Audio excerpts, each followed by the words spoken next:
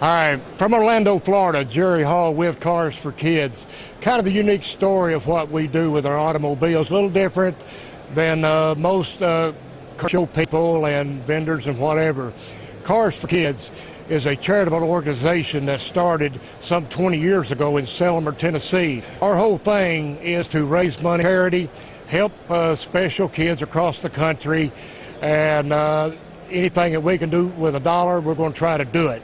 We do it through matching funds or people. We'll match whatever you want to donate to your favorite charity and things like that. And we do a lot of car shows. We do a lot of events, all in the name of Cars for Kids, to raise money for this worthwhile cause that will never come to an end. We can't solve the problem, but maybe we could contribute some money to help the problem. I have brought two cars down here from northern Arkansas to the PRI show on display to represent Cars for Kids. One of which is my cars represent the evolution of a funny car. This particular car is a 1964 Mercury Comet. It was brought to fame in the 60s by one of which, Dino Don Nicholson, a name that is very synonymous with the history of drag racing back in the 60s and 70s. Don's first car that he ran was in the Chevrolet market. Then Ford got a hold of him, was offered a good deal, so therefore he did go to Ford Mercury division with his cars. This one is a 1964 Mercury Comet, as I stated. It's dubbed a Nostalgia AFX funny car. It has a Ford Y-block engine, the 460 setup in it, with 514 stroker. Transmission is a Ford C6. The rear end is a 9-inch Ford.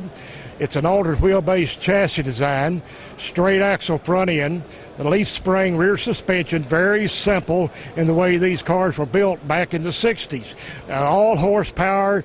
There was no electronics on these cars. Matter of fact, we always say, what's electronics? We don't know. Fiberglass body panels throughout. But in the mid-60s, these altered wheelbase lightweights appeared on drag strips, some of which were factory sponsored. And because of their appearance being funny looking, the name funny car evolved. And that was the beginning of it.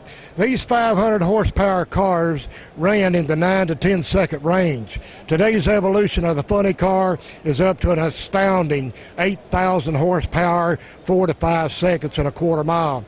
It's unheard of what they're running today in relation to what started this program back in 1964. The second car that I brought to Orlando for the trade show is this very radical 1965 Plymouth Satellite two-door hardtop car. And I want to stress, I'm not trying to dub these cars as the originals. They are not.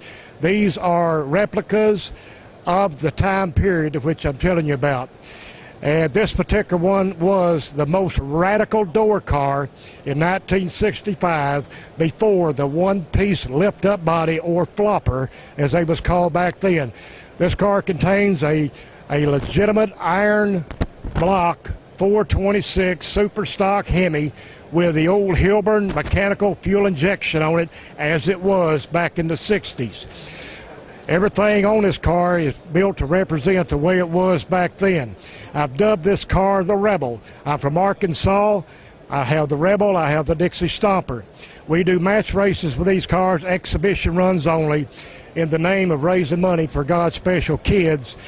We've done this for the last 20 years. We have had over $3 million go through the checking account for various charities in several states in the Union. We're not letting up. We're going stronger. Last year, a drag strip facility in Harrisburg, Illinois was purchased.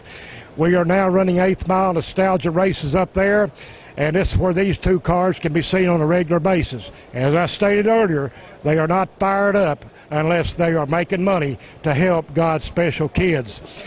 The Plymouth is the most radical altered wheelbase car there was in the 2-year period of the FX car. The third year that came up in 1966 was the one-piece lift-up body flopper. These two cars only appeared for 2 years. But once again, thanks for letting us come down, display the cars, and maybe pass on a little piece of history for what the drag racing community knew in 1964 and 5 as the birth of today's funny car.